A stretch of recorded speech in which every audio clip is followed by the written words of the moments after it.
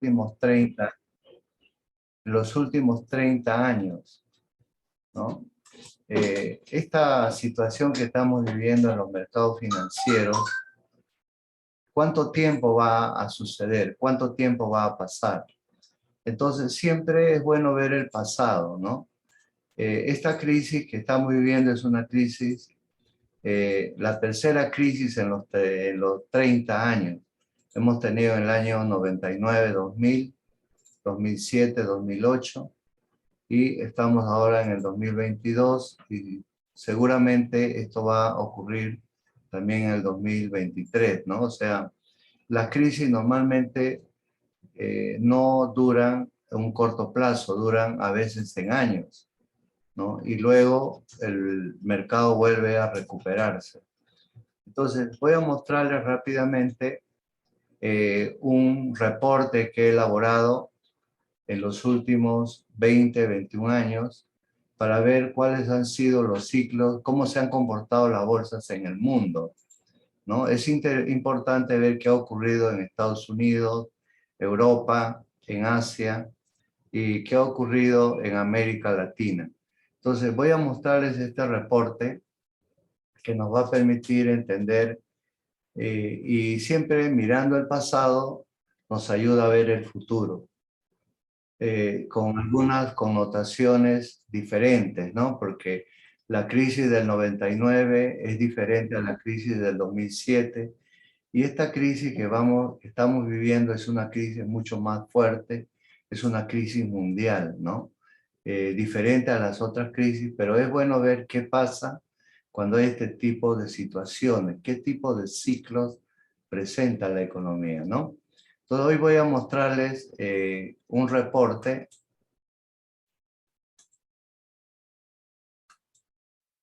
Acá tienen un reporte que he elaborado, las bolsas en el mundo, desde el año 1999 hasta el día de ayer, hasta el día viernes. Vamos a ver indicadores principales del mundo, ¿no? Acá tenemos el Dow Jones, tenemos al Nasdaq, tenemos al Standard & Poor's, tenemos al índice de Shanghái, lo tenemos Estados Unidos, que es los mercados más importantes del mundo, que todavía lideran los mercados financieros. Tenemos a China como representante de Asia, el índice de Shanghái compuesto. Tenemos en Europa a las dos, vamos a decir, a los dos países más importantes, Inglaterra con el índice Financial Times 100 acciones, tenemos al DAX de Alemania y luego entramos a América Latina, ¿no? Tenemos a México, Brasil, el índice de precio de cotización de México, el índice Bovespa de Brasil, tenemos el Merval de Buenos Aires, el Merval de la Bolsa de Buenos Aires, tenemos el índice selectivo de Perú, las 15 acciones más importantes que hay en la Bolsa de Lima, y tenemos el IPSA, el índice selectivo de acciones de la Bolsa de Santiago de Chile. Entonces, en este reporte he tratado de resumir qué ha ocurrido en los últimos 30 años en el mundo, ¿no? Estamos hablando de los mercados más importantes del mundo, ¿no? Acuérdense que las bolsas reflejan el valor de un país, el valor de las empresas, el valor vamos a decir, las bolsas de alguna manera reflejan todo el cúmulo de valor de empresas privadas que tiene un país, ¿no? O sea, si la bolsa sube, las empresas, sus valores también aumentan. Y caso contrario igual.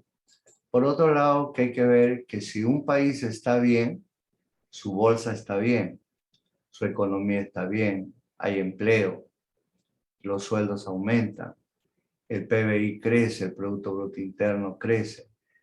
Si el PBI está mal, hay desempleo,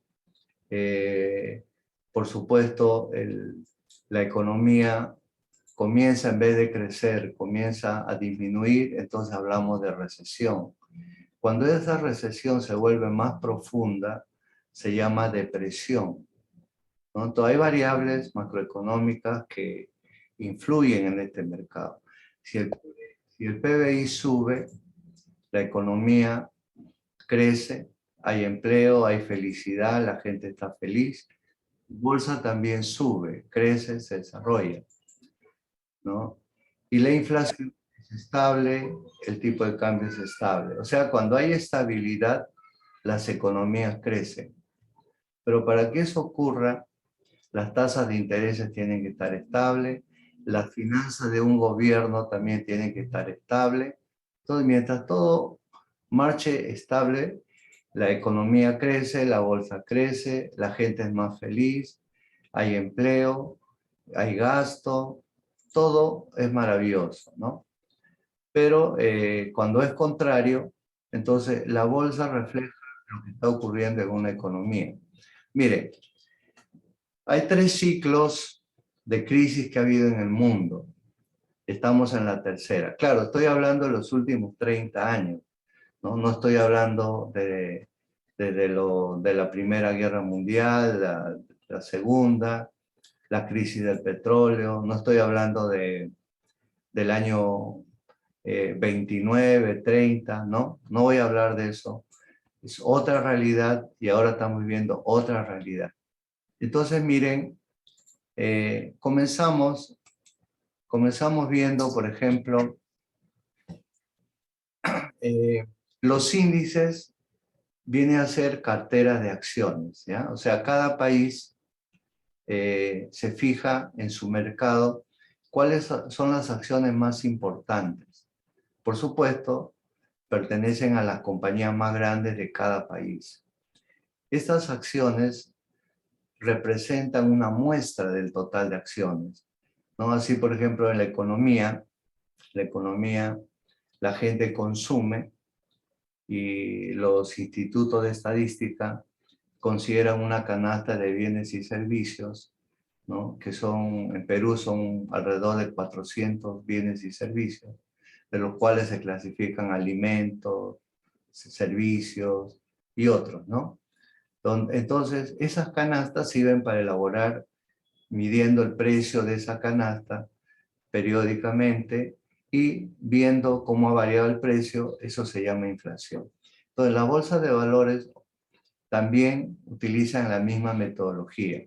Entonces, la Bolsa de Lima tiene pues más de 100 acciones inscritas, pero las 100 no negocian.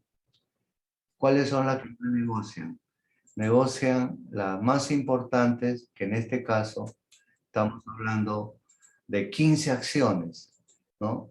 No todas las acciones negocian, no todas las acciones, eh, si la bolsa tiene 200 acciones, no todas negocian todos los días, ¿no? Entonces hay un menú, el menú que la gente prefiere. En el caso de Lima hay 15 acciones. Esas 15 acciones que negocian todos los días, la gente compra acciones, deja su dinero, etcétera, conforman un índice que se llama índice selectivo de acciones de la Bolsa de Valores de Lima, ¿no? Y esa es un indicador representativo de lo que está ocurriendo en el mercado, ¿no? Entonces el índice selectivo representa 15 acciones importantes, las más negociadas, las que más prefiere la gente, la que es el menú diario de la gente que consume cuando va al mercado. Y esas acciones nos sirven para medir el comportamiento de toda la bolsa como una muestra. Entonces, cada país, en el caso de Estados Unidos, tenemos pues más de 5.000 acciones, ¿no? Inscritas. Entonces, tenemos al Dow Jones. El Dow Jones es un índice que refleja las 30 acciones más importantes de la bolsa de Nueva York, las 30 más grandes. Está Apple, Boeing, JP Morgan, Pfizer, está Procter Gamble, está ExxonMobil, es decir, las 30 empresas más grandes de Estados Unidos, cuyo valor en bolsa supera los 500.000 millones de dólares. Hay acciones que tienen más de 1 billón de valor, ¿no? Entonces, imagínense, estas acciones tienen más valor que el Perú, inclusive más valor que muchos países en conjunto de Latinoamérica, ¿no? Son compañías mundiales. Entonces, el Dow Jones representa las 30 acciones más importantes de Estados Unidos, las que tienen más valor y que son pues empresas mundiales. Luego tenemos al índice Nasdaq. El índice Nasdaq refleja más bien todo lo que es tecnología, las 100 acciones más importantes que están en Estados Unidos. Y también ahí están acciones del mundo, ¿no? Entonces, el Nasdaq, a diferencia del Dow Jones, es más tecnología. Hardware, software, plataforma, inteligencia artificial, etcétera, etcétera. Accesorios, etcétera. Entonces, tecnología. El Standard & Poor's son otro índice, pero un índice mucho más grande, mucho más completo. Son las 500 acciones más grandes del mundo. O sea, comprar Standard & Poor's es como comprar, si yo compro acciones del fondo de Standard & Poor's, estoy comprando una cartera de 500 acciones. Es como un fondo, una AFP, ¿no? Entonces, compro acciones del Standard & Poor's, estoy comprando 500 acciones, las 500 más grandes del mundo. Es un índice, el índice más importante del mundo, el Standard & Poor's, 500 acciones. Entonces, estos son los 3 índices más importantes de Estados Unidos. En China, el índice más importante se llama el índice Shanghai Compuesto. Es un índice que refleja las empresas más grandes de China. Y también en China tenemos al Shenzhen, otro índice que es como el Nasdaq, representan principalmente a las acciones tecnológicas de China. Ahí está Alibaba, está Baidu, está una infinidad de acciones, pero que representan la tecnología. En Inglaterra tenemos las 100 acciones más importantes, es el índice Financial Times Security Exchange, ¿no? Son las 100 acciones más importantes de Inglaterra, ¿no? En Alemania tenemos el DAX. El DAX también representa un índice de las acciones más importantes de Alemania.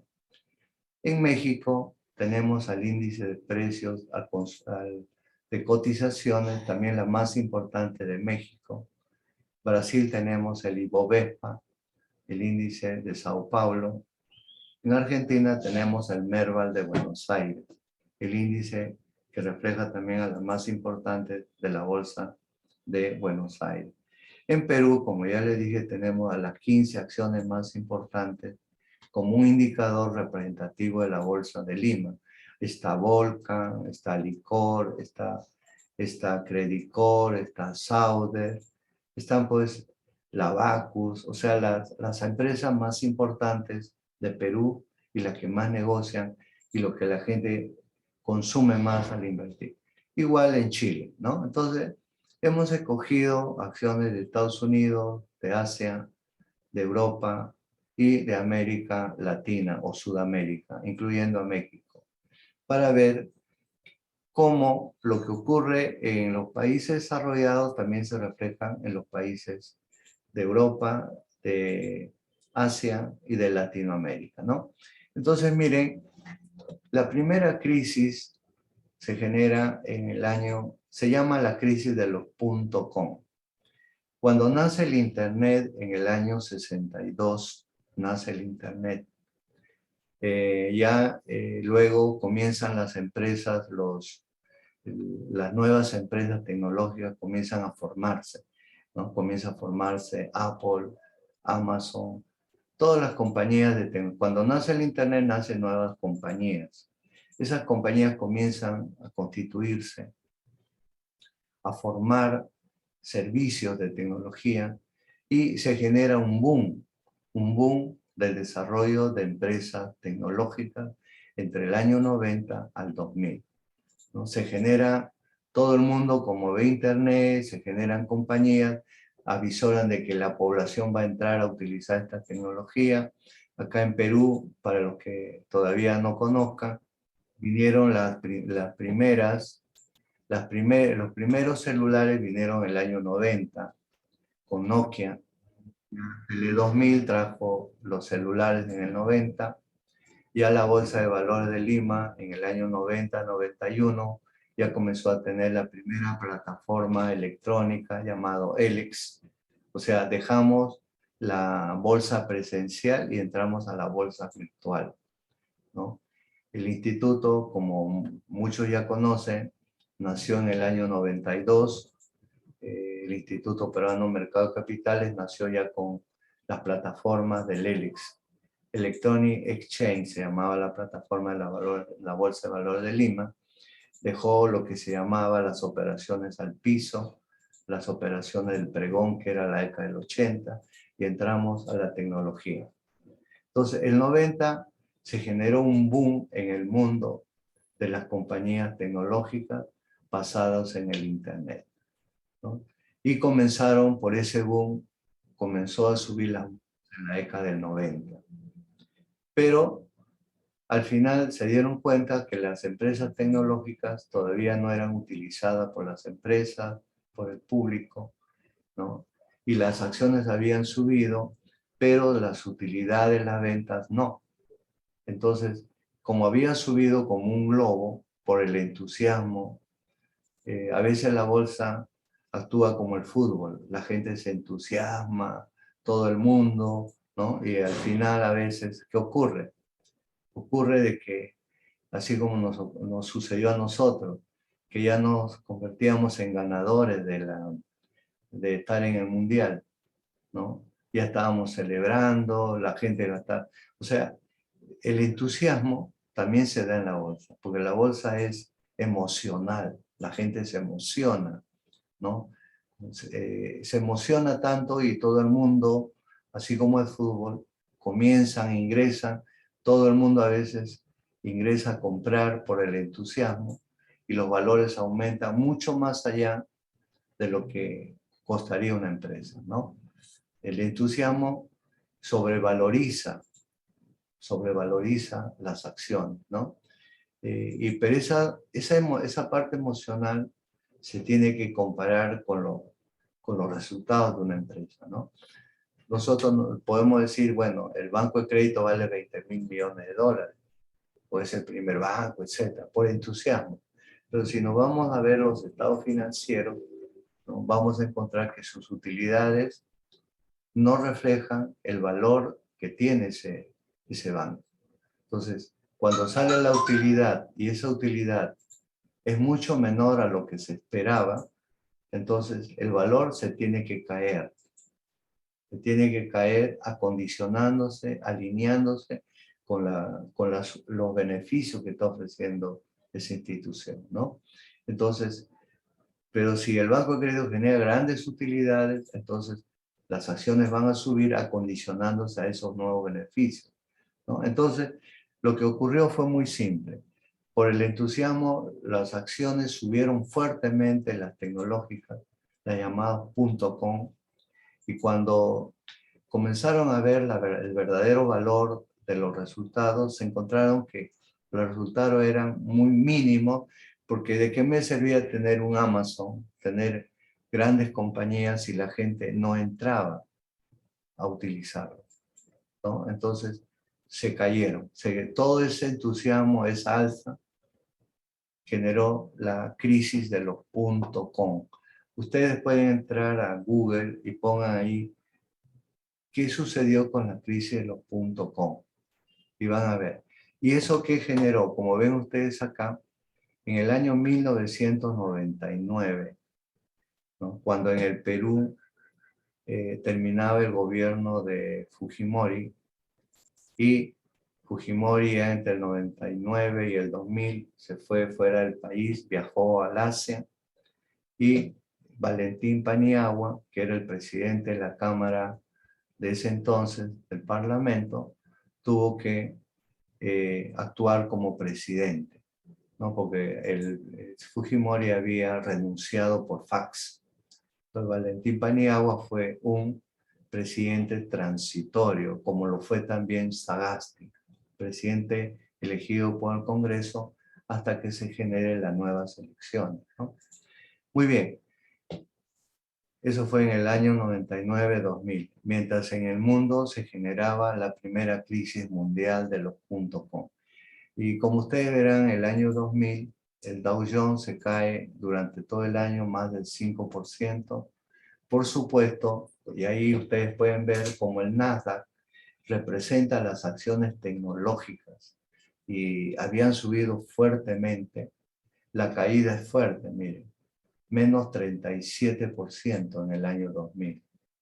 Mientras en el año 99 todavía era positivo.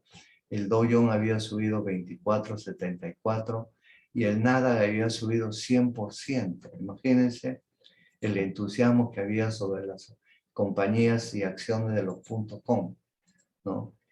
Y bueno, en Inglaterra había subido 20,59, en Alemania 19, en México 87, en Brasil 68, Argentina 28. En Perú había habido una subida del 24%, en promedio las 24 acciones más importantes de nuestra bolsa, ¿no? Y así el IPSA también de Santiago subió 28%. El año 99 fue el punto más importante, más alto en el mundo. Ya reventó el globo, ¿no? Reventó el globo y en el año 2000 la bolsa que más cayó fue las tecnológicas, 37%. Y la bolsa contagiada, el Dow Jones, que tiene también parte de tecnología, pero más es alimentos, servicios financieros, bajó 5,47, contagiado por la caída de las tecnológicas. Y por supuesto, cuando el líder es afectado, ¿no? También el mundo va a recibir esas consecuencias, ¿no? Inglaterra cae 2,39, Alemania cae 15, México cae 22%, Brasil 17%, Argentina 24%. Miren, el Perú cae 27%. No solamente afectado por lo que está sucediendo en Estados Unidos, sino por factores locales, o sea, los factores políticos, ¿no? Van viendo ustedes cómo los factores van influenciando. Si bien es cierto, hablamos de la bolsa, pero eso afecta a toda la economía, sino que la bolsa refleja, lo podemos ver, cómo el país siente afectado, ¿no? Entonces, ahí pueden ver ustedes, pues, pueden ver esos efectos del mercado, ¿no? Muy bien, entonces, se puede ver entonces que el año 2000 revienta las tecnológicas y se genera la crisis de los .com, ¿no? Que afecta al mundo y principalmente a Estados Unidos. Y el año 2001, por eso está sombreado de rojo, sigue cayendo el Dow Jones 6%, que ahí ya estamos hablando en 2 años más del 10, 11%.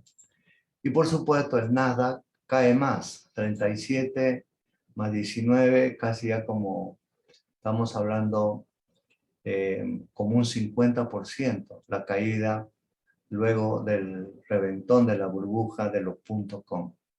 Inglaterra también sigue cayendo, Alemania también cae, México. Generalmente cuando Estados Unidos tiene un problema, lo va a reflejar Europa. América Latina también, pero en menos niveles, ¿no? Acá México, luego de una caída, recupera 19%. Brasil sigue cayendo 25%. Argentina cae 29%. Perú se recupera un poquito, 3 puntos, cuando ya entra Toledo con los 4 suyos, ¿no? La gente se esperanzó en Toledo, mejoró un poquito el mercado internamente. Después de una caída de 27, subió 3,55. Y Chile 3,60. En el año 2002, fíjense, ya 2000, 2001, 2002, continúa la crisis de los .com. Son 3 años, ¿no? Se puede ver el Dow Jones sigue cayendo 17%. Entonces estamos viendo que la crisis de los .com hizo caer al Dow Jones 5 más 6, 11 casi, estamos hablando casi como 30% la caída en 3 años, ¿no? 3 años de caída y por supuesto la bolsa Nasdaq, la caída es más brusca porque ya conversamos, las compañías tecnológicas no estaban usando, había mucha inversión, había subido en la bolsa, pero la sociedad estaba en la vida presencial, no usaba la tecnología. Y la caída es brusca, ¿no? 37 más 20 más 30, la caída es brusca, brusca. Estamos hablando casi ya más de un 60-70% en 3 años. Entonces, la primera crisis duró casi 3 años, producto de los .com. ¿Cómo se reflejó eso en Europa?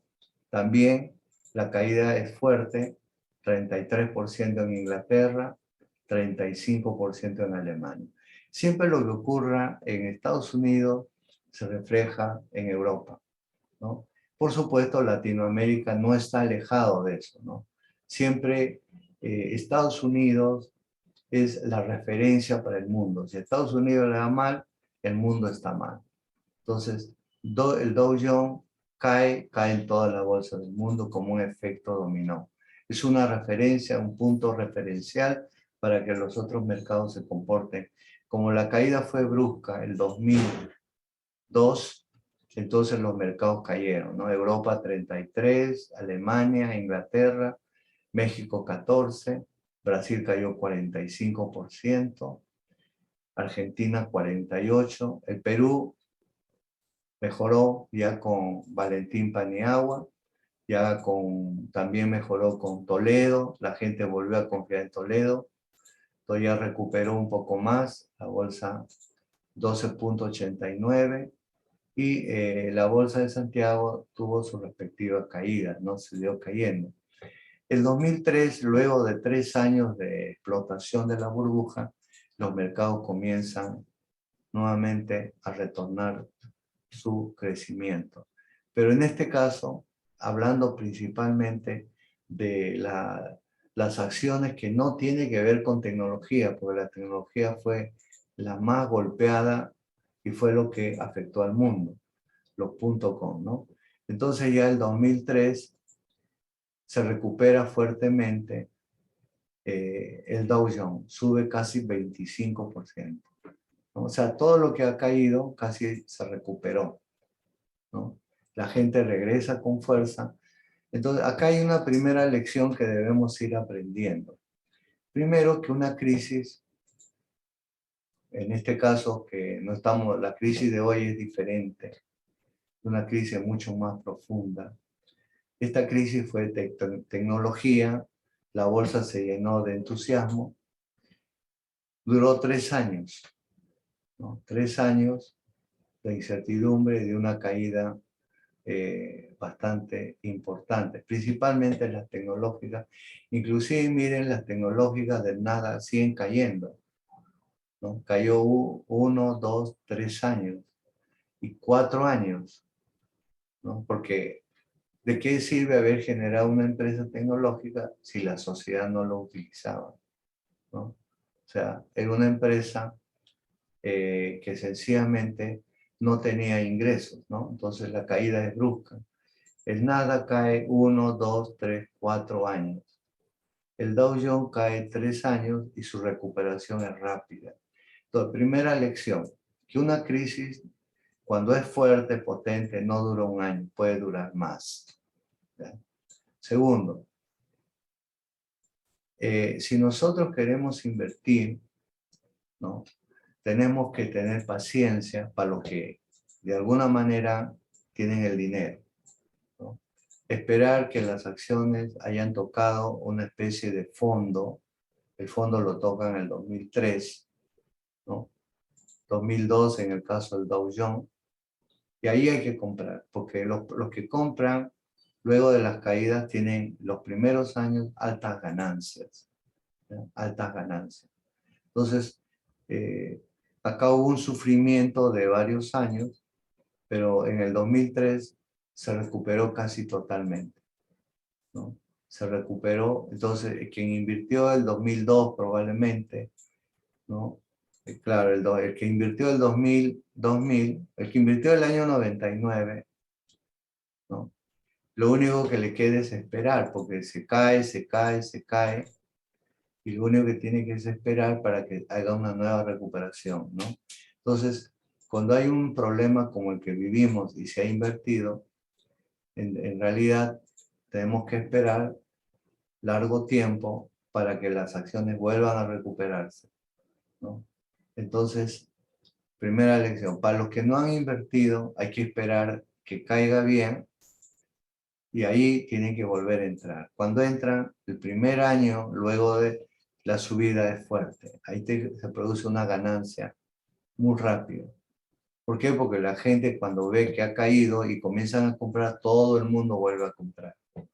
Porque ya también el panorama, ya las acciones han absorbido el efecto negativo de lo que ha venido sucediendo, ¿no? Esto es como una gripe, ¿no? Una gripe te da los primeros días, estás totalmente mal, pero eso va pasando, ¿no? Depende también, una gripe pasa rápido, pero una bronconeumonía demora, y una persona que tiene TBC demora más todavía, ¿no? Depende qué mal tengas.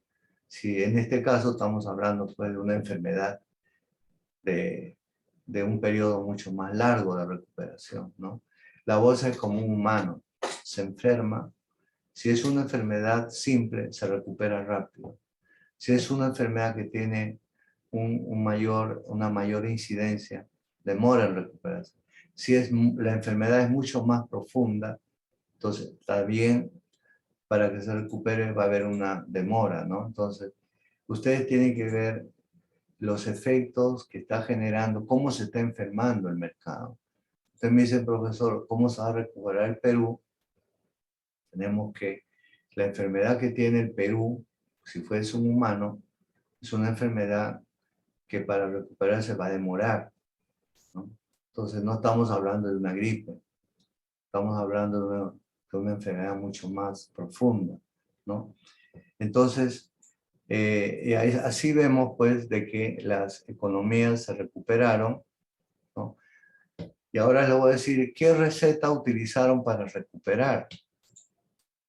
Para recuperar, luego de esta caída, el Banco Central, el gobierno busca la manera, porque como el país se enferma, tienen dos doctores, ¿no? Tienen al Banco Central, que es un doctor que busca cómo aliviar ese mal.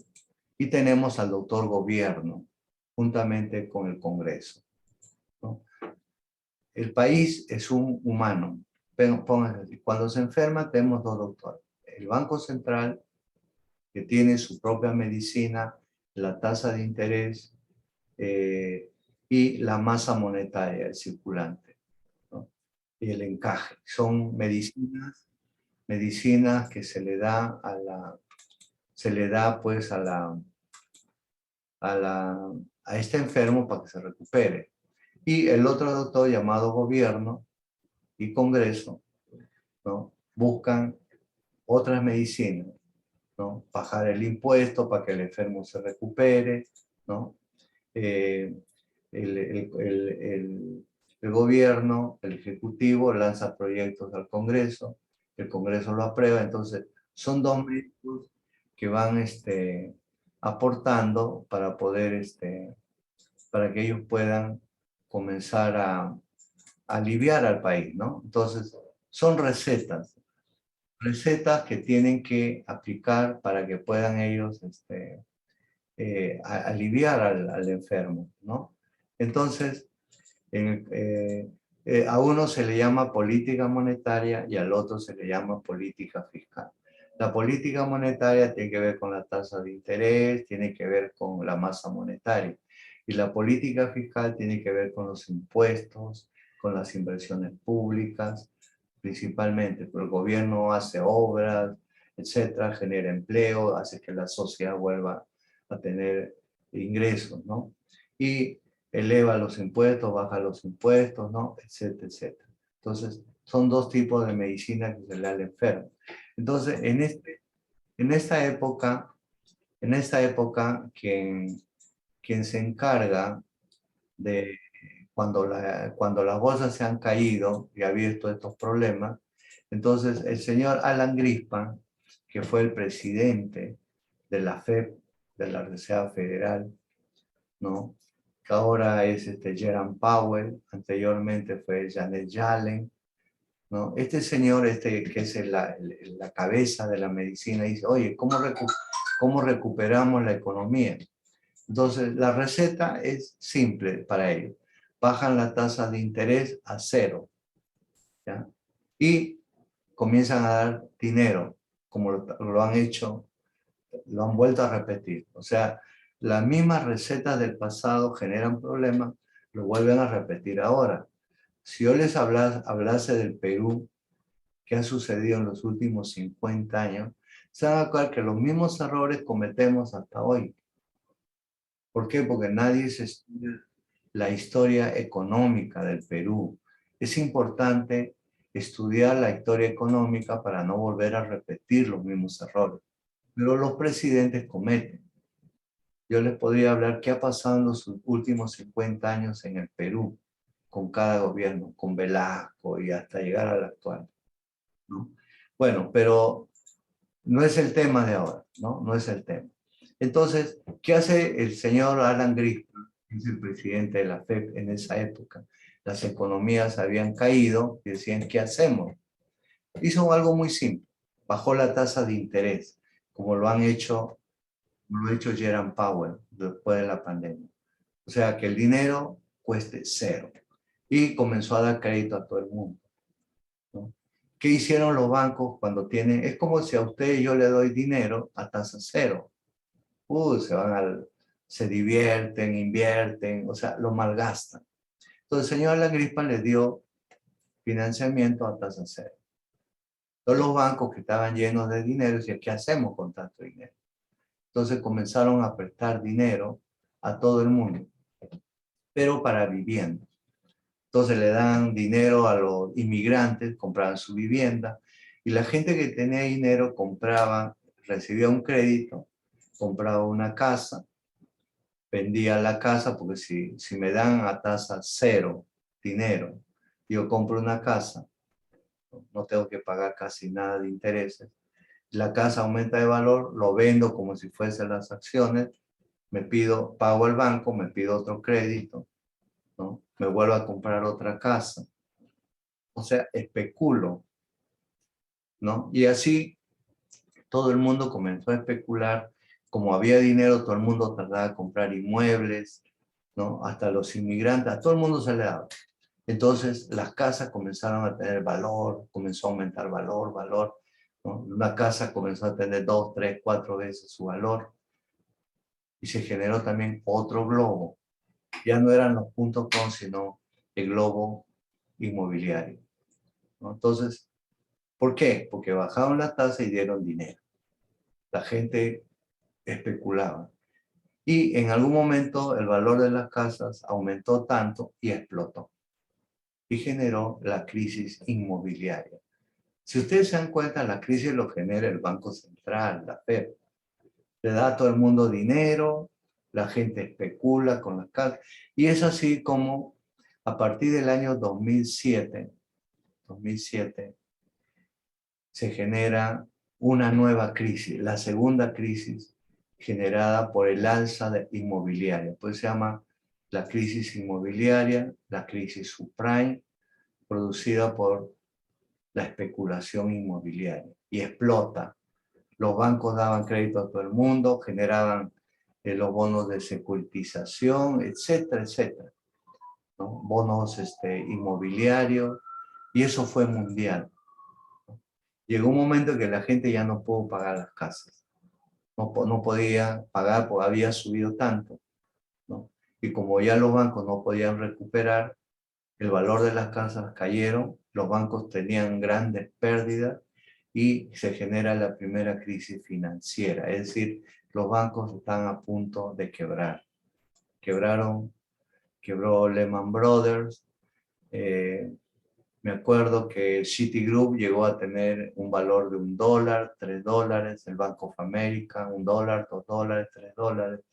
La banca se vino abajo.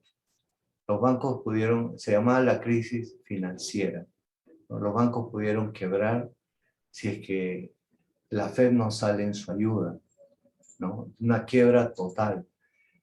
Bueno, eso les hablo porque yo, desde el año 92, yo comienzo a enseñar, a trabajar como broker en la Bolsa de Lima. La Bolsa de Lima comienza a tener problemas y eso me lleva a que, les digo, por ejemplo, en el año 2002, una acción de Volcan costaba 15 céntimos, 15 céntimos de sol. En el año 2000, cuando se dan todos estos problemas, la bolsa se cae, las acciones, y luego sube. Imagínense, solamente para darles una idea, en el año 2005, 2006, una acción de Volcan costaba 18 soles. 18 soles, luego de haber estado en 15 céntimos de sol. ¿Por qué? Ustedes dirán, ¿por qué las acciones de Perú subieron? Porque cuando Alan Greenspan comenzó a dar dinero y comenzó a haber una ola de construcción inmobiliaria, demandaban mucho cobre, mucho zinc, mucho... O sea, los metales comenzaron a subir una barbaridad. O sea, el periodo de Toledo no hizo nada, sino el mejoramiento que ocurre inmobiliario en Estados Unidos jala a los metales. Entonces el Perú tuvo un boom metálico. Las acciones de mineras subieron una barbaridad. Yo trabajaba ya como broker para Scotia Bolsa. Era broker, trabajaba y veía pues cómo subía. Hasta un ciego podía invertir y ganaba, ¿no? Una persona que no tenía conocimiento entraba y ganaba, porque era un boom, el boom de los metales, ¿no? Entonces hubo tanto dinero en el Perú que se malgastó, por supuesto. Toledo malgastó ese dinero, ¿no? Y como van a ver, la bolsa de Lima subió una barbaridad, ¿no? Fue un boom. Pero después de ese boom explota, ¿no? Y eso me llevó a que yo entre a Nueva York. Entonces ya en Nueva York yo puedo ver la crisis del 2007, 2008, cómo se cae y los bancos estuvieron a punto de quebrar. Luego les voy a mostrar algunos grafiquitos para que vean que los bancos, la crisis financiera los bancos no volvieron a recuperarse hasta ahora. Los bancos no volvieron a tener los niveles que tuvieron en el 2006, 2007. Ya no se recuperaron. O sea, esta crisis financiera no ha generado hasta hoy la recuperación de los bancos, ¿no? Bueno, pero sigamos. El tema es bastante amplio. Y bueno, voy a tratar de resumirlo. Bueno, entonces, ¿eso qué lleva? Esa crisis inmobiliaria producida por la FED y por el entusiasmo de la gente genera que en el 2008 se genera la segunda crisis mundial, ¿no? Y como ven ustedes acá, como ven acá, el año 2007, ¿qué ocurre? 2008, la bolsa cae ojo, estamos hablando del Dow Jones, 33% por ese producto de la crisis inmobiliaria. Y se genera recesión, desempleo, ¿no? Etcétera, etcétera. Producto de la crisis inmobiliaria y la que genera la crisis financiera. Y como ven ustedes, 40% cae en nada. Imagínense, una caída muy brusca. Bueno, China tiene un crecimiento, el Shanghái sube 110%. China ya comienza a... Ahora ustedes dirán, ¿por qué China comienza a crecer? La crisis inmobiliaria lleva a que los capitales se vayan a China, porque Estados Unidos está muy mal. Como China está emergiendo, Entonces, gran parte de los capitales de las grandes compañías americanas y del mundo, no solamente se van a China. Entonces, China se convierte en la fábrica del mundo. O sea, todo lo que ha ocurrido en el mundo tiene una lógica. No es que porque China ha crecido, nada. En China entraron todas las compañías americanas, las compañías alemanas, las de Europa. Entran a China porque China, pues el salario era muy bajo. Todo el costo de fabricar era muy barato, la mano de obra y todo.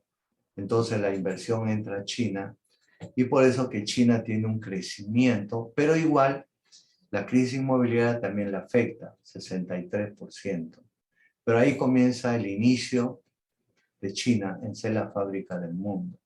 Bueno, Inglaterra cae 6,42, Alemania cae 43, México cae 39, Brasil cae 55%, Argentina cae 55%, Perú cae 61%, ¿no? 61%, 2008.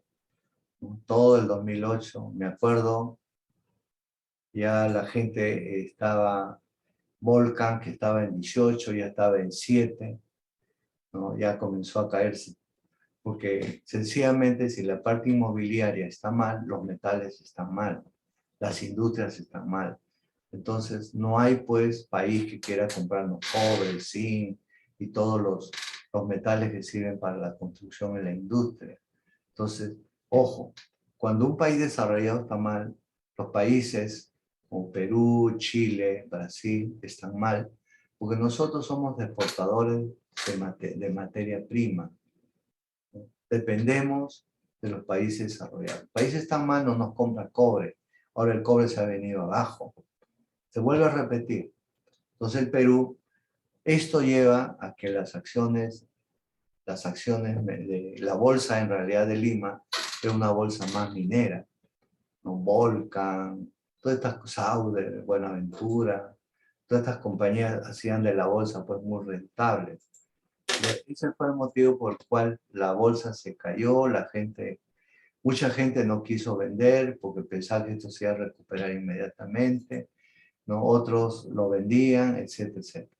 Entonces la crisis duró fuerte el 2008, hubo una caída brusca.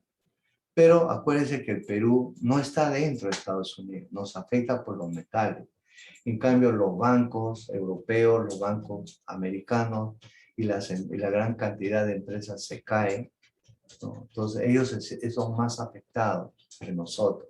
Pues nosotros no entramos a dar créditos inmobiliarios como hicieron los americanos y los europeos. Nosotros nos favorecimos porque vendíamos metales.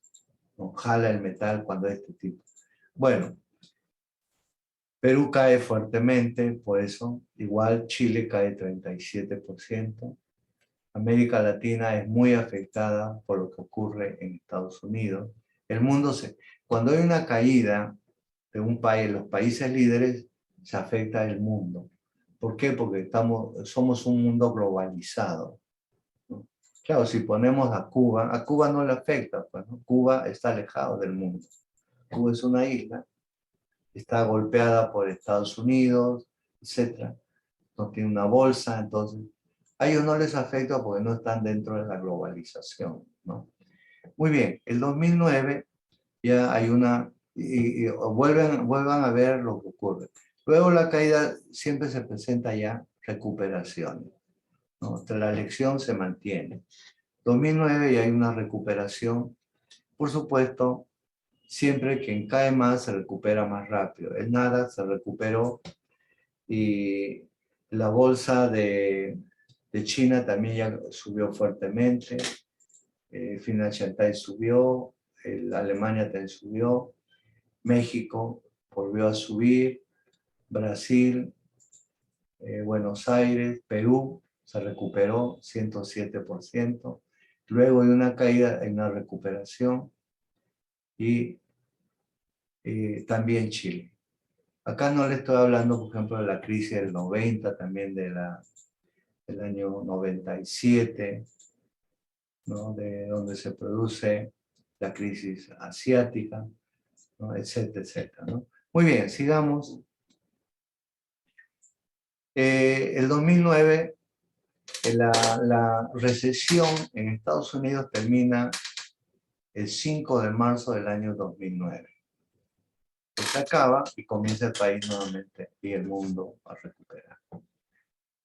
En el 2011 sigue subiendo un poco, pero siempre ya con cierta parsimonia. La bolsa, el Dow Jones, sube 18, el 2010 sube 11, el 2011 sube 5.5. O sea, hay uno, luego de esta crisis, hay 1, 2, 3, 4 años, 5 años, 6 años, donde se recupera, ¿no? Y como ven, si vamos viendo esto, va recuperando esta caída del 33%, ¿no? El índice Nasdaq también comienza a subir, y comienza también el Standard & Poor's, ¿no? El Standard & Poor's ya hemos puesto acá, luego viene el Inglaterra, el Financial Times, también Europa se va recuperando lentamente, igual que Alemania, ¿no? México, Brasil, Argentina. Vamos a nuestro país. Perú se recupera. El 2011 hay otra caída. Se recuperan también Latinoamérica. Claro, nosotros nos recuperamos más rápido porque somos bolsas pequeñas, ¿no? Imagínense si usted mañana dice, quiero invertir mañana en la bolsa de Lima, 10 millones de dólares, lo sube 15% en un día, pues bolsa pequeña, ¿no? Entonces, meter mucho dinero a la bolsa de Lima por una bolsa pequeña no es fácil, ¿no? Usted quiere meter una gran cantidad de dinero, tiene que ir comprando poco a poco para que no lo suba el precio. De repente, un mes para colocarlo. Usted que colocar todo el dinero en un solo día, lo hace subir todos los días 15, 15, 15, 15. Por eso recupera rápido. Muy bien, vamos, el 2018 se genera otro problemita, pero no es una caída brusca, es algo, vamos a decir, es una gripe un poquito más allá, ¿no? Entonces, ya viene también Donald Trump, ¿no? Donald Trump entra a la guerra con China, Donald Trump baja los impuestos, el impuesto a la renta era 29, lo baja a 21, para que los empresarios tengan más dinero y puedan invertir, ¿no? Da favoritismo al fracking, que es el petróleo con contaminación. Bueno, hay un conjunto de leyes de política fiscal para que la economía americana crezca, pero enfrentando a China y enfrentando a Europa.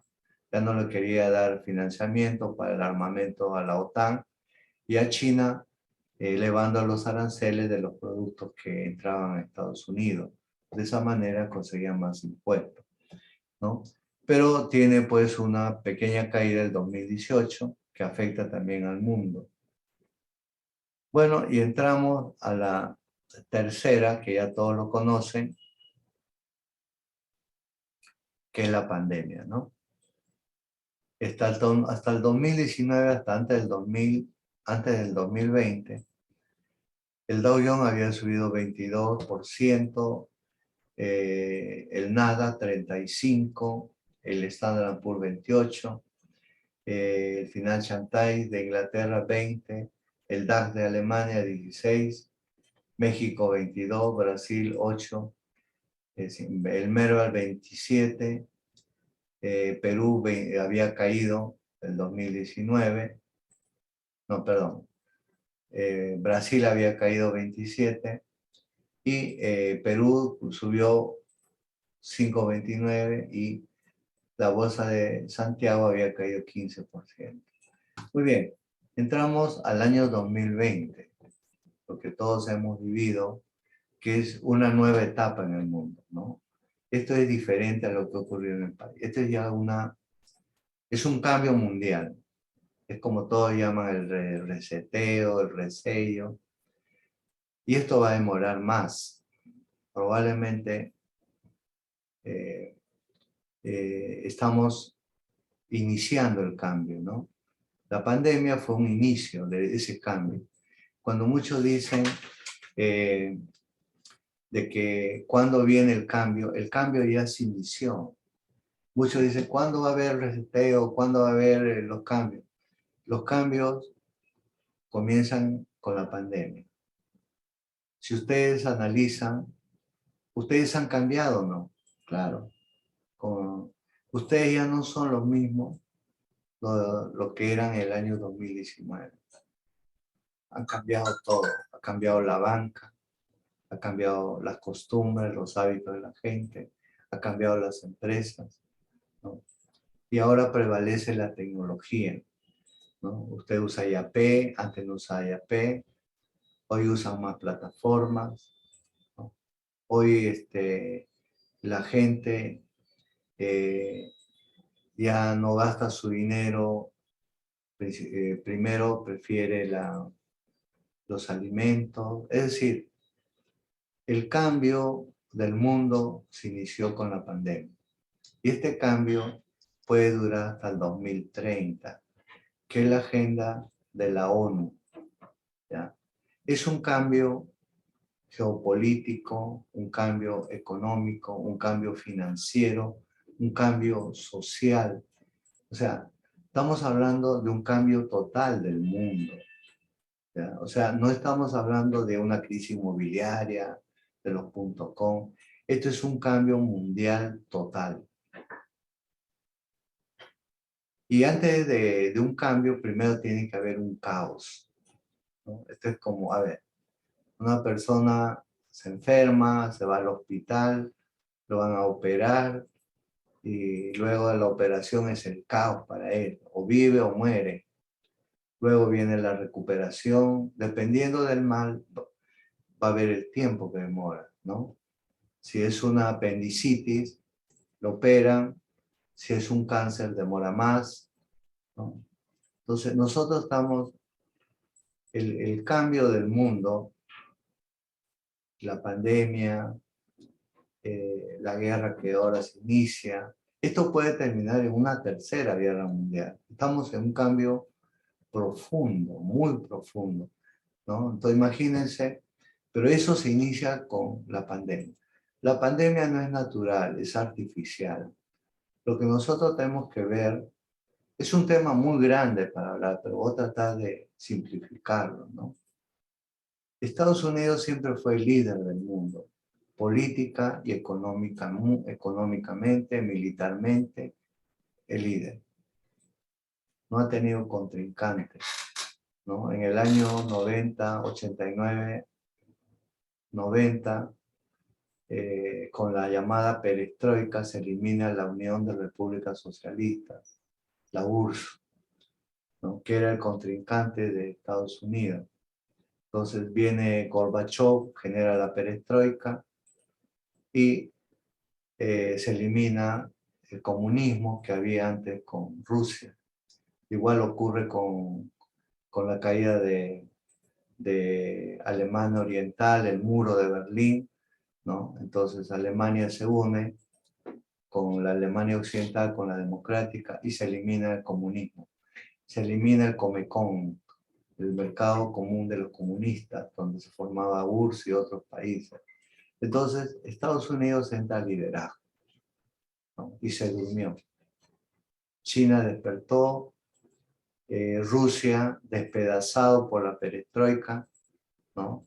Porque todos los países que hay ahora como que se están enfrentando a la misma Rusia son los hijos de la URSS que se enfrentan ahora a Rusia, ¿no?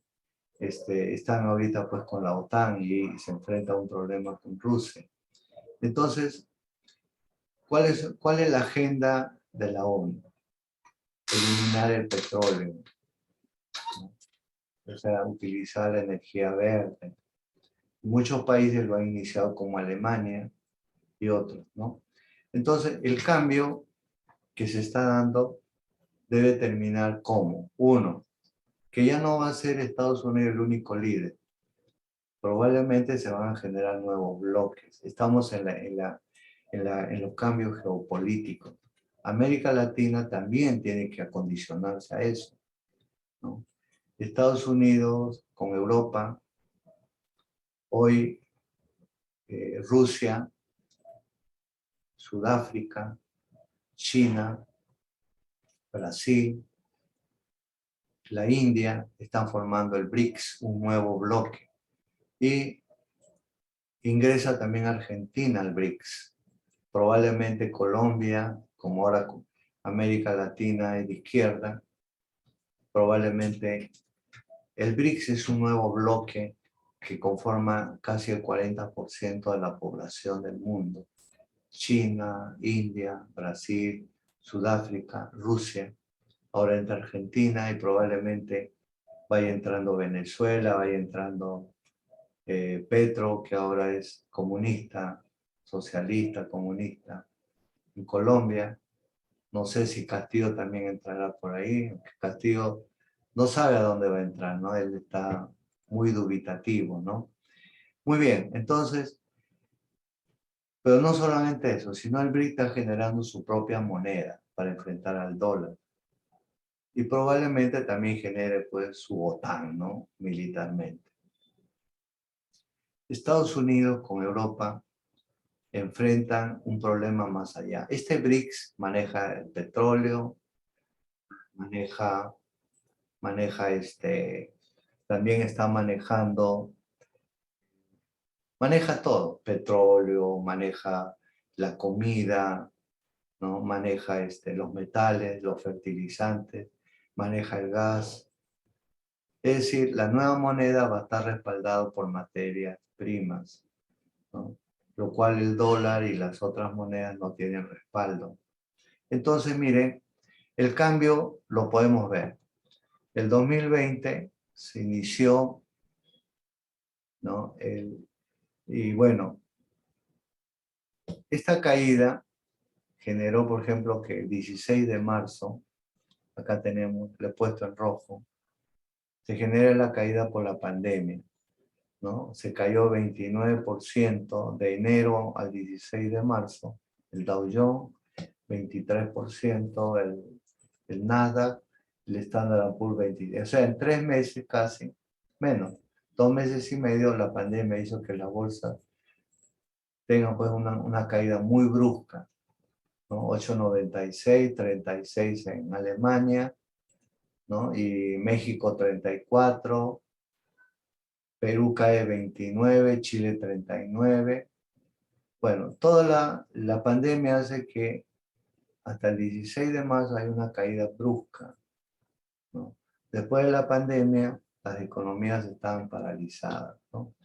Había una parálisis que lo estamos viendo hoy por efecto de la inflación. Esta parálisis hizo que escaseen los productos y esos productos, para que las fábricas vuelvan a recuperar el nivel que había en el 2019, demoran. Por eso que hay escasez y hay inflación, ¿no? Por un lado. Sin embargo, la bolsa se recupera, termina el 2020, o sea, con una recuperación, ¿no? Estados Unidos recupera de los 29, 22%, de la caída 43%. El que más sube son las acciones de la tecnología. ¿Por qué? Porque al estar la gente en casa, para poder trabajar, comunicarse, educarse, todo tiene que usar la tecnología, la plataforma.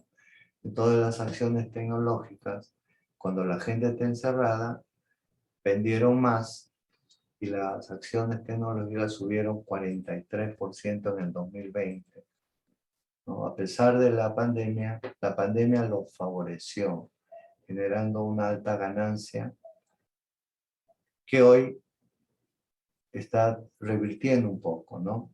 Bueno, y así todos los mercados se recuperaron, con excepción Perú, bajó 4,9, Chile 5,37, ¿no? Y acá 42. O sea, América Latina no se recuperó totalmente, ¿no? No se recuperó de la caída de la pandemia. El 2021 el año pasado, siguió mejorando porque, ¿por qué? Para poder levantar nuevamente las economías, la Fed hizo lo mismo que con la crisis inmobiliaria. O antes primero con la de .com, la Fed bajó la tasa y dio dinero. Con la parte inmobiliaria, la Fed bajó la tasa y dio dinero. Con la pandemia, Jerome Powell bajó la tasa a cero y dio dinero. Bueno, eso es lo que está generando inflación. Se está repitiendo, o sea, si ustedes se dan cuenta, se está repitiendo que la Fed en una primera etapa ayuda y luego entramos en crisis. Entonces, muchos dicen que la Fed produce la crisis, ¿no? Produce crisis, ¿no? Parece que lo harían a propósito, dicen otros. ¿Por qué? Porque la Fed es un ente privado, no es del Estado, ¿no? Es manejado por privados, ¿no? Muy bien. Entonces, ustedes van observando que ya hasta el 7 de julio, ¿no? Lo producido por la pandemia lo estamos pagando hoy con la inflación.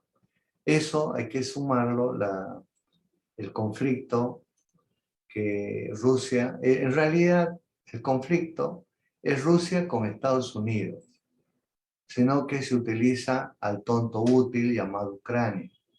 Miren, ¿ustedes se imaginan una guerra entre Perú y Estados Unidos? Vamos a perder.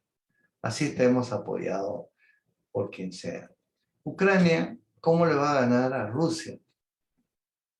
Es difícil, difícil, ¿no? Ucrania es una pulga militarmente frente a Rusia. Es ilógico que Ucrania gane a Rusia. Entonces, Estados Unidos utiliza a Ucrania para enfrentar a Rusia. La OTAN y Estados Unidos utilizan a Ucrania para enfrentar a Rusia, ¿no?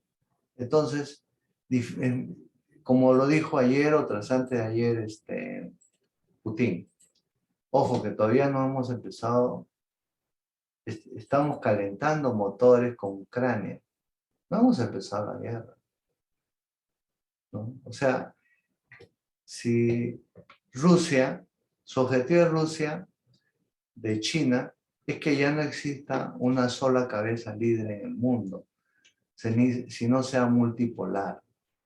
Ese es el cambio, que ya va a haber tres cabezas, ¿no? O sea, que este mundo no solamente sea el dólar, Estados Unidos, el presidente de Estados Unidos, quien vigile, castigue y haga lo que ellos tienen en su pensamiento como americanos, ¿no? Entonces ahora tiene pues a Rusia y a China, tienen que compartir el liderazgo económico, político, militar, hasta en el espacio, ¿no? Ya se están dividiendo el Marte, se están dividiendo la Luna, ¿no? O sea, de acá a un tiempo debería haber tres líderes en el mundo y cada uno va a formar su propia región. Entonces, ahí es donde América Latina tiene que ver con qué región va a estar, con qué líder va a estar, ¿no? Ya ven, Argentina ya se está uniendo al BRICS, o sea, China, Rusia, Brasil ya está en el BRICS. Claro, el Perú todavía pues está más con los problemas internos, que no tiene un modelo, no tiene un proyecto de vida para los próximos años. No sabemos qué va a hacer el Perú, ¿no? No tenemos un capitán que nos lleve, nos oriente hacia dónde vamos, dónde va a estar el empleo, dónde va a estar el trabajo. No tenemos, ¿no? Los presidentes se han dedicado a hacer obras, a malgastar el dinero y a robar, ¿no? Entonces, desde el año 90, ¿no? Son 30 años que el Perú no tiene una brújula. Y ustedes dirán, ¿y por qué el Perú crece? El 60% del Perú es informal. O sea, la informalidad no depende del gobierno ni depende del Congreso. Por eso es informal, pues no hay leyes. El Congreso y el presidente gobiernan para un 30-40% de la población. Entonces, a ese 60 o más, ahora de repente son 70, porque el que no trabaja se vuelve informal, etc. Somos un país, cada uno hace su propia empresa, ¿no? No depende del gobierno. Las leyes no sirven, ¿no? Entonces, con toda la crisis política, el Perú sigue viviendo, porque ese país informal, un país informal, no tiene AFP, no tiene seguro social, no tiene nada. Por eso cuando hay una pandemia no hay hospitales, no hay nada. La gente se muere porque no tiene atención del gobierno, no hay hospitales. Entonces lo que hace el gobierno a través de la SUNAT, congregar impuestos y luego hacer grandes obras, ¿no? Donde gran parte se va pues al bolsillo de ellos, ¿no? Y a veces hacen obras que no es útil para el país, ¿no? ¿No? Entonces lo ha hecho Fujimori, lo ha hecho Alan García, lo ha hecho Humala, lo ha hecho PPK. Este señor sigue haciendo cosas, malgastando el dinero, ¿no? O sea, el Perú vive porque somos un país emprendedor. Somos un país que no dependemos del gobierno, dependemos de nuestro propio esfuerzo. El Perú está catalogado en el mundo como uno de los países emprendedores. Cuando un extranjero viene se sorprende, ¿no? Por eso vive el Perú. Muy bien, vamos a ir concluyendo algunos aspectos que se van repitiendo. Entonces, la crisis que estamos viviendo es por la FED. Dinero barato, Jerome Powell bajó, dio crédito a todo el mundo. La guerra y lo que se viene en los próximos años es pues un cambio geopolítico, totalmente. Recién Estados Unidos se da cuenta que tiene a un costado a América Latina, tiene a México, tiene a Centroamérica. Y Biden llama a todos, pero para ofrecer lo que ofreció hace muchos años otros presidentes y nunca cumplió. A Estados Unidos siempre le ha interesado el petróleo, el Medio Oriente. A Rusia, el Medio Oriente. Siria, Afganistán, ¿no? Arabia Saudita. ¿Por qué? Porque ahí está el dinero. Quien no tiene energía no vive. El petróleo y el gas es como el alimento. Si nosotros nos alimentamos de buen gas y buen alimento, tenemos salud, tenemos energía, ¿no? Entonces eso vale dinero. Siempre las guerras, los conflictos están en el Medio Oriente, ¿no? Entonces, lo que tenemos que ver hoy es de que, primero, que esta crisis no va a pasar de la noche a la mañana, ¿no? Los que han invertido antes del 2019 tienen que esperar. Y los que quieren invertir tienen que prepararse. Tienen que prepararse. ¿Para qué? Para que cuando esto toque fondo, luego vienen los rebotes grandes, ¿no? Ya han visto, luego de la crisis, la bolsa sube fuertemente. Pero para eso tienen que prepararse. Tienen que estar listos con el dinero y tienen que estar listos también con conocimiento para poder entrar.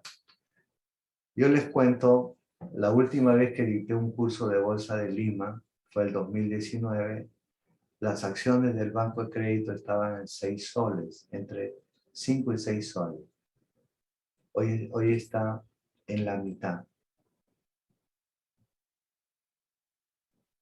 Cuando entró Fujimori en el año 90, una acción del Banco de Crédito costaba 1,50 sol, ¿no? Cuando entró Fujimori, 28 de julio de 1990, hay toda una historia que se puede contar. Yo dictaba un curso de Bolsa de Lima a mucha gente. Mucha gente cerró su negocio, no sabía qué hacer. Y me acuerdo de un señor que había tenido un aserradero en el oriente, y como ya le fue mal, vendió todo y se vino a Lima. Él entró a estudiar Bolsa de Lima y el Banco de Crédito. Estamos empezando todavía mejorar la economía luego de la política de estabilización. Acuérdense que la inflación del año 91, 90 fue más de 7.000%. Antes que entre Alan García, la inflación era 125% en el año 85, 125.11%. Cuando ya en el 86 entró Alan García bajó a 62. Cuando Alan García deja el año 89, lo deja con una inflación de más del 1000%. Cuando terminó el año 90, la inflación era 7.621%. Cuando se aplica la política monetaria de estabilización, la inflación con Fujimori baja y se mantiene durante muchos años alrededor entre 2 y 3%. Y así se mantuvo con un tipo de cambio que siempre estuvo entre 3.40, hasta que entró el actual presidente, y este año deberíamos terminar con una inflación entre 8 y 10%, ¿no? Imagínense, luego de más de 10, 15 años que hemos tenido una inflación menos del 2%, este año podríamos tener entre 8 y 10%, podría ser hasta más, ¿no? Entonces, ya nos habíamos acostumbrado a vivir de la estabilidad. Hoy nos suena, pues, imagínense, en el año 80, la inflación era todos los meses era 10%, 8%, ¿no? Y ya nos habíamos acostumbrado, ¿no? Todos los meses 8, 6%. Hoy un año vamos a tener entre 8 y 10%, y ya nos sentimos mal porque nos habíamos acostumbrado a inflaciones muy bajas, ¿no? Entonces estamos retomando. Claro, ustedes me dirán, ¿y la bolsa es rentable cuando hay inflación? Sí, es rentable. ¿Por qué es rentable? Porque cuando hay inflación, el gobierno genera los índices de reajuste a los activos.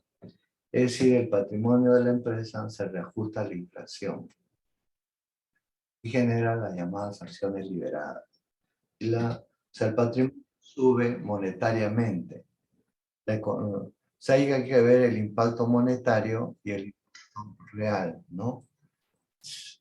Yo enseñaba análisis fundamental y enseñaba los estados ajustados por inflación. Y eso cómo se reflejaba en la bolsa. Es todo un tema. La gente que no ha vivido la inflación no lo va a entender, porque ha vivido en la etapa de estabilidad, ¿no? Bueno, vamos a ir concluyendo este conversatorio. Lo que he querido mostrarles en esta etapa es los ciclos que presenta el mundo, cómo nos afecta a nosotros de Sudamérica, ¿no? Y qué ocurre luego que se presentan estos ciclos. Y como han visto, siempre la FED, cuando se ha caído, baja la tasa, da dinero y genera una nueva crisis. Hasta ahora yo no sé por qué lo hace. Muchos piensan que la FED, manejado por los privados del mundo, lo genera porque es una manera para que ellos ganen más dinero. Cuando la bolsa baja, los millonarios vuelven a meter dinero porque compran casas baratas, empresas baratas, compran un país más barato. Luego sube y ganan dinero, ¿no? O sea, piensan que es manejado. Son cosas que uno lo lee. Muy bien, primera conclusión. Los que han invertido tienen que esperar. Tienen que esperar, no hay otra manera. Los que no han invertido, prepárense para ganar dinero. Dirán ustedes cuándo, no sabemos. Lo más fuerte va a venir ahora, en estos años, ¿no?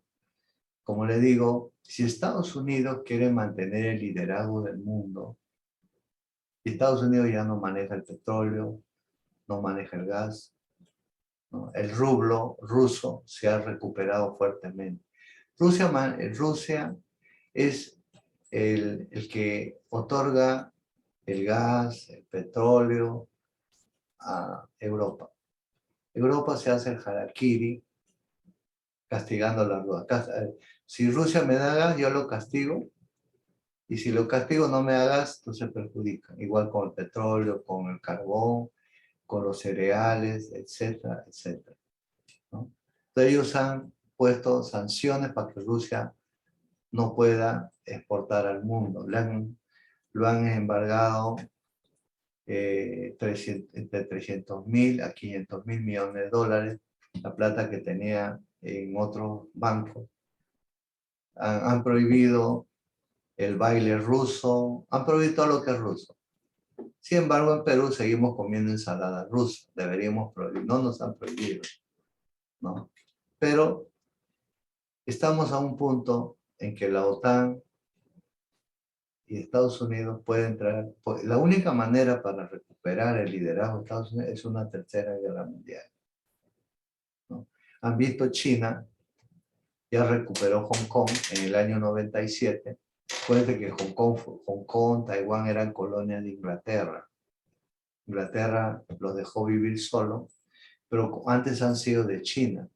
Entonces China recuperó a Hong Kong. Hong Kong viene a ser el centro financiero de Asia, uno de los países más desarrollados, ¿no? Hong Kong ahora está en manos de China y China quiere recuperar Taiwán, ¿no? Pero Taiwán tiene mucha tecnología. Es el primer fabricante de los microchips, ¿no? Entonces tiene una joya, tiene oro, que es los microchips. Entonces, China sí o sí lo va a tomar. Eso significa guerra, ¿no? Kaliningrado es uno de las regiones que está dentro de Europa, que pertenece a Rusia, ¿ya?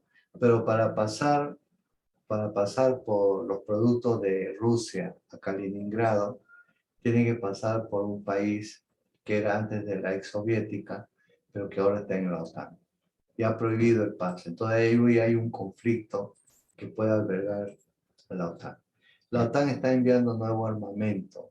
Polonia, que es uno de los que más odia a Rusia, está dando el armamento más sofisticado a Ucrania. Pero Ucrania no va a poder enfrentar a Rusia. Entonces, si Estados Unidos quiere recuperar el liderazgo, lo único que le queda es la tercera guerra mundial, porque no, ha hecho más de 1.000 castigos a Rusia y a Rusia no le ha afectado. Esos castigos más bien han afectado al mundo y ha afectado a Estados Unidos y a Europa. Entonces, en el último caso tendría que haber un enfrentamiento, como ocurrió con la Segunda Guerra Mundial. Nos perdió Alemania, ganó Rusia, Inglaterra y Estados Unidos, y por acuerdo del Bretton Woods, Estados Unidos puso al dólar como moneda.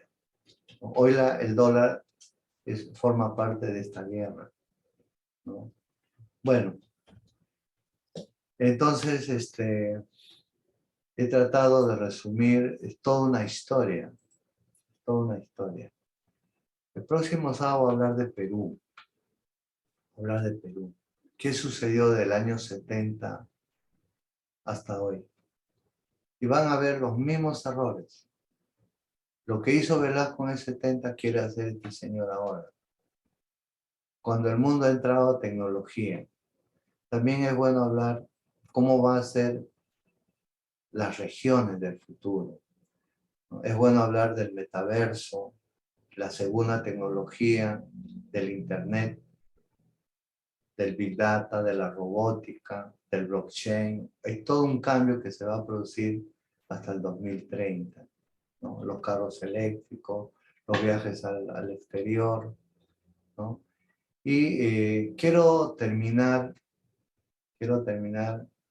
mostrándoles, nosotros como instituto somos el primer instituto que hemos creado el Instituto Virtual en el Metaverso. No solamente hemos creado, sino también, Fernando, vamos entrando, sino también hemos creado la Bolsa de Nueva York. La Bolsa de Nueva York hemos creado para que la gente entre a estudiar en el metaverso.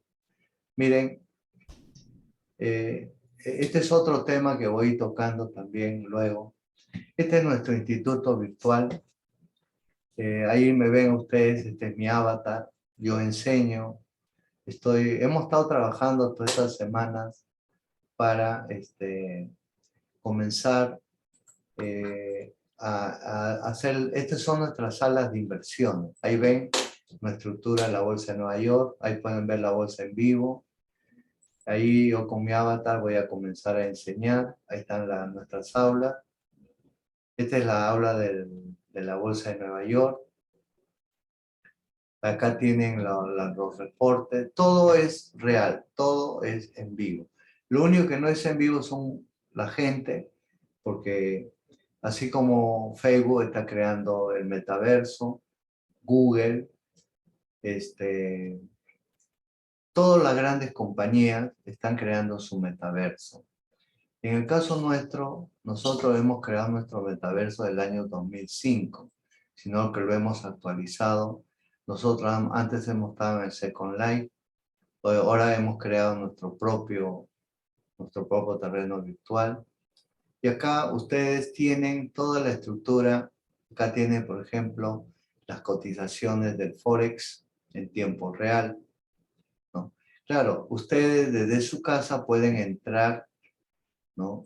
Cuando ustedes comiencen a interrelacionarse con nosotros, nosotros les generamos su avatar, ¿no? Y ustedes con su avatar pueden entrar. Ustedes desde su casa van a manejar con su mouse, pueden caminar como estoy caminando yo, pueden hablar. Nosotros hemos creado un mundo virtual para darle servicios educativos y otros servicios. Ustedes pueden estudiar con su avatar, ¿no? Acá tenemos, por ejemplo, las noticias, ¿no? Tenemos noticias de economía. La persona que está ahí es mi avatar. Soy Hugo Hernández. Como me ven, yo estoy así, pero mi representante está allí. Ahí tenemos para enseñar la Bolsa de Nueva York. Ahí tenemos al Depositary Trust Company, al IRS, a la SEC, las instituciones de Nueva York. Tenemos los módulos, tenemos las plataformas, tenemos los asientos. Y ustedes tienen la oportunidad de entrar a estudiar con su avatar. Y así conocer gente de otros países, del Perú, porque en este mundo ya no hay fronteras, en este mundo es un mundo global, ¿no? Vamos a ingresar ahora a las aulas de Forex. Hemos creado, que los alumnos puedan entrar. Acá tenemos el aula de Forex, el aula de la Bolsa de Valores de Lima también. Primero vamos a entrar a la Bolsa de Valores de Lima. Tenemos Nueva York, tenemos la Bolsa de Lima. Ahí está, entran al aula, pueden ahí ver los precios de la Bolsa de Lima, pueden estudiar y se pueden sentar. Claro, en este momento no hay actividad, no hay... Pueden conversar con otras personas, pueden interrelacionarse. Y bueno, también ya voy a comenzar a enseñar en las próximas semanas Bolsa de Lima, le voy a enseñar cómo están las acciones, quiénes te pagan más utilidades, ¿no? Y quiénes hay que estar mirándolas para comenzar a invertir, ¿no? Entre ellas está el banco de crédito, ¿no? Acá pueden ver los precios de las acciones del día de viernes, ¿no? Por ejemplo, cuánto vale una acción de banco, está en 20.50. Ahí vamos a ver cuánto está una acción del banco de crédito. Credit. A ver, vamos a ver, ahí está. Credit Corp también ha bajado bastante. Credit Corp llegó hasta 170, ahorita está en 122. Voy a ver crédito. A ver, un ratito. Graña y Montero ha bajado. Vamos a entrar a crédito. Ahí, la C, ¿ya? Ese es Austral. Credit. A ver, vamos, ahí está. Ahí está Credit. Credit C1. Un ratito, Fernando. Acá está Credit. Está en 2 soles 55. ¿Ven? En el 2019 estaba entre 5 y 6. En el año 90 estaba en un sol 50. O sea, cuando entró Fujimori, un sol 50. O sea, estamos llegando a los niveles de la época de Fujimori, ¿no? Entonces, se está volviendo oportuno. Vamos a entrar ahora a la sala de Forex. Ustedes manejan a su avatar, ¿no? Van desde su casa, de cualquier parte del mundo, porque esto es mundial.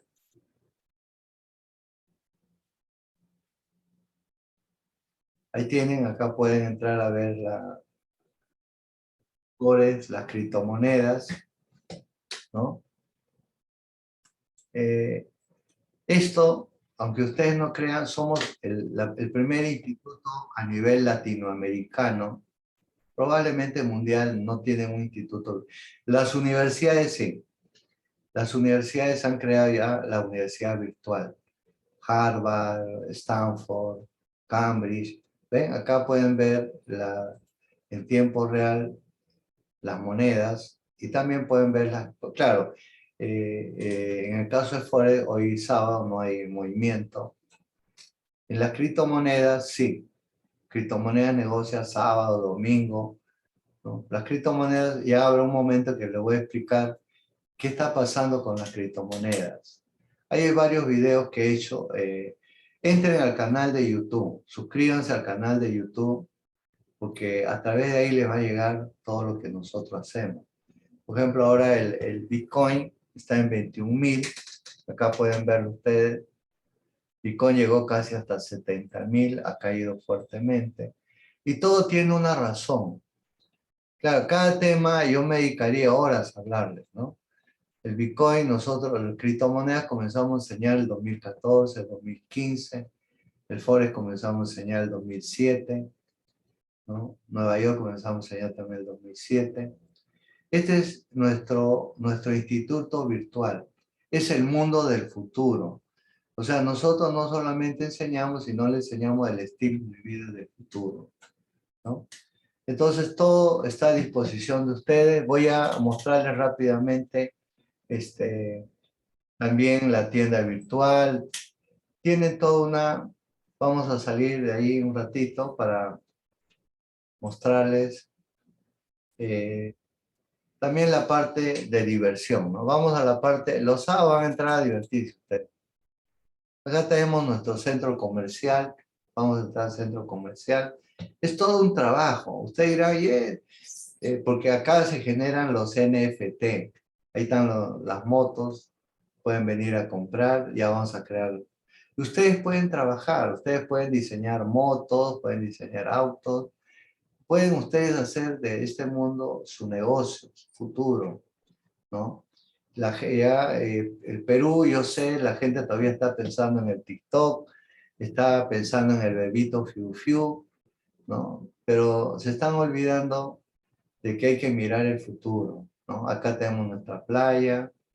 Entonces, ustedes, otro sábado les voy a hablar, hay 12 formas de generar ingresos en el metaverso, ¿no? Por ejemplo, uno es creando su propio negocio, ¿no? Otro es trabajando. Otro es comprando terreno, otro es comprando las monedas. Usted acá para hacer compras o ver, por ejemplo, usted quiere tener un avatar. ¿Cuánto cuesta un avatar? 500. Si usted quiere un avatar, pues igualito a usted o qué sé yo, vale $1.000. Hay gente dedicada a crear avatars. Imagínense que en un mes venda uno o dos avatars, se ganan $1.000, $2.000, ¿no? Hay gente dedicada a crear avatars. Entonces, si la gente, los jóvenes que ahorita están sin trabajo, ¿no? Y están, acá, por ejemplo, un ingeniero puede crear proyectos, esto, crear edificios, alquilar edificios, es todo un mundo. Es el mundo presencial en el mundo virtual, ¿no? Entonces, hay muchas formas de generar ingresos, ¿no? Nosotros tenemos cursos de cómo generar NFTs. Como le digo, esto no se hace de la noche a la mañana, ¿no? Esto nosotros lo creamos en el 2007. ¿Ves? Ahí tenemos nuestro yate. Podemos vender el yate. A ver, ¿quién me ofrece $1.000, $2.000 por yate? Yo lo vendo. ¿Se dan cuenta? Entonces, Ahí tenemos nuestra orca, nuestro tiburón, y se maneja, miren, vamos, todo el mundo se sube y comenzamos a pasearnos. ¿Te das cuenta?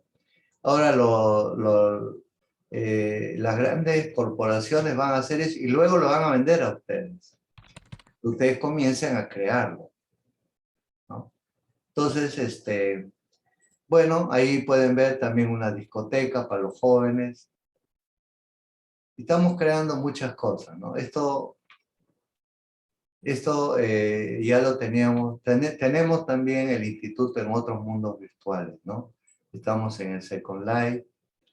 Es fantástico, fantástico. Bueno, ahí pueden venir a conversar con sus amigos. Y también estamos creando un servicio para la gente de edad. Normalmente la gente de edad se queda sola, los hijos se casan, se van, la gente está enferma en casa, está solito, no lo visitan los hijos, ¿no? Entonces ahora, a través de esto, vamos a crear comunidades de gente que puedan conversar, ¿no? Una persona sola en casa ya nunca va a estar sola, va a tener su avatar y a través de su avatar va a poder comunicarse con otras personas, va a poder hacer vida social. Acá tenemos la sala de negocios. Si ustedes mañana quieren contactarse, reunirse con una persona de Estados Unidos, de Europa o de Japón para hacer negocios, no necesita viajar. Usted le invita a la sala de negocios de acá del instituto. Entonces usted con su avatar entra y la persona de Europa o de Estados Unidos con su avatar entra y se sientan en una oficina y se ponen a conversar de negocios. Por supuesto, estas son oficinas privadas. Esto es como un WeWork, pero en el mundo virtual, ¿no? Entonces, eso del Zoom y todo va a ir pasando, ¿no? Entonces, esta es las redes donde usted se comunica por el Facebook y la gente se... No, ahora usted se va a comunicar así, con un Facebook, donde usted con otro ya no se van a poder ver, conversar, hacerse amigos, etc. Es todo un mundo. Es todo un mundo. Yo me pasaría horas hablando. ¿Ven? También tenemos una discoteca. Vamos a la discoteca para los jóvenes, una discoteca sana, donde no tienen que tomar ni nada por el estilo, sino reuniones sociales.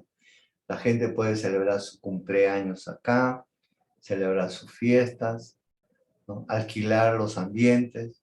Y pronto va a haber pues grupos también que entren a cantar, a divertirse. ¿Ven? Es todo un mundo fantástico. No es una película, esto es real. ¿Ven? Entonces, amigos, este es el futuro, ¿no?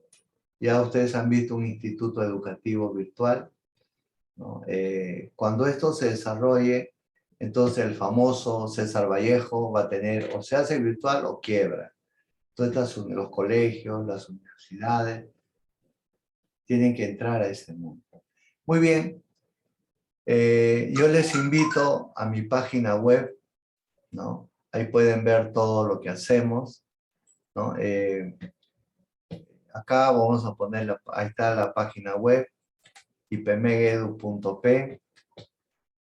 Nosotros somos un instituto que nació en el año 92. Yo soy el fundador, soy Hugo Hernández. Soy egresado de la Universidad de Ingeniería, la UNI. Estudié en la Facultad de Ingeniería Económica. Y desde que salí de la universidad me dediqué a este mundo, ¿no? Ahí tenemos, esta es nuestra página, donde ustedes entran a la página de ipmegedu.p. Tenemos ahí nuestros cursos, enseñamos metaverso, tienen todo un mundo y no necesitan salir de casa, lo estudian y van a tener conmigo clases presenciales. Yo les voy a enseñar las plataformas, vamos a tener conversatorios y todos los sábados tenemos reuniones en el metaverso. Yo voy a comenzar ya el próximo sábado a reunirnos para conversar, discutir. Ven, ahí tenemos todos nuestros cursos, tenemos también una especialización. Les vuelvo a repetir, todo esto lo hacemos desde el año 92. El Instituto Peruano de Mercado de Capitales nació en el año 92 y nacimos con los mercados financieros. Tenemos juegos de bolsa en el metaverso, que ya, como les digo, esta semana, yo he estado, estas últimas semanas, he estado en otras ocupaciones, pero ya me reintegré y voy a comenzar nuevamente a desarrollar, porque esta es la actividad que desarrollamos. Como ven, miren, acá tenemos pizarra virtual. La clase lo hacemos con pizarras virtuales. Acá tenemos equipos virtuales. O sea, la tecnología es lo que va a marcar el futuro.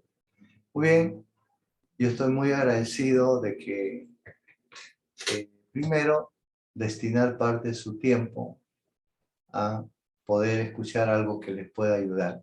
Ahora, este tiempo es una inversión, no es un gasto. Ustedes se llevan algo de conocimiento que probablemente no lo van a ver en otro lugar. Les solicito que se suscriban a nuestro canal de... Esto va a estar en el canal del instituto. Entren al canal de YouTube, entren al TikTok, entren a todo lo que nos van a ver tenemos mucho contenido, ¿no? Y ya en las próximas semanas voy a sacar una parte que se llama Yo Soy, ¿no? Yo Soy es un programa en el cual yo voy a decir, yo soy banco de crédito, ¿no? Cuándo nací, cómo están mis utilidades, cómo pago utilidades, qué actividades realizo, ¿no? Hablar solamente de la empresa, cómo están sus acciones, cómo están los precios. También voy a entrar por Nueva York. Yo soy Protein Gamble, nací en Cincinnati, ¿no? Me dedico a producir toda esta gama de productos, cómo están mis ventas, mis utilidades, cómo reparto utilidades a mis accionistas. Y así, imagínense, hay más de 8.000 acciones. En la Bolsa de Lima hay más, bueno, la más importante, unas 40, 50. Lo voy a sacar, ¿no? Puedo pasarme toda mi vida hablando a las compañías, una por una, ¿no? Que es lo que nos interesa a todos. Después voy a tener otro programita que se llama El Doctor Financiero, donde ustedes pueden hacer preguntas de este campo y yo les voy a ir contestando. Va a haber un correo donde pueden hacer las preguntas o pueden hacerlo también a través de nuestras redes. Y voy a hacer reuniones donde voy a ir hablando de esos temas. Va a haber micro noticieros donde les hablemos un poco de las noticias más importantes que están influenciando en este mercado para ir midiendo cómo se va a comportar el mundo y cómo se va reflejando en la vida, ¿no? Pues esto no solamente afecta a los mercados financieros, afecta el empleo, los negocios, etcétera, etcétera, ¿no? Y así vamos a ir haciendo varios programas, cada uno con su... Y por supuesto, siempre la parte educativa, ¿no? La parte educativa, que es lo que nos va a permitir entender este mundo, entender cómo se mueve este mercado. Muy bien, bienvenidos al Instituto Peruano de Mercado de Capitales. Estoy muy agradecido y estaremos enviándoles mayor información para que ustedes tengan todo esto que yo les transmito. Lo pueden ver en el canal, lo pueden ver en la página web. Esto que les he explicado de este reporte mundial, envíen su WhatsApp y yo les envío por WhatsApp para que tengan este reporte de lo que hemos conversado ahora. Para que de esa manera tengan no solamente la explicación, sino tengan el reporte que les permita ver, ¿no? Esto deberían saberlo los economistas, los contadores. Bueno, muy bien amigos, muy buenas noches, muchas gracias. Bienvenidos al instituto y estén atentos desde el día lunes, todos los días vamos a hacer actividades. Muchas gracias, un abrazo a todos, que les vaya bien y siempre hay que ir emprendiendo nuevas cosas. Olvidemos de los problemas, vean al mundo como una manera de no solamente estos mercados, sino nuevos negocios. Gracias, muy buenas noches.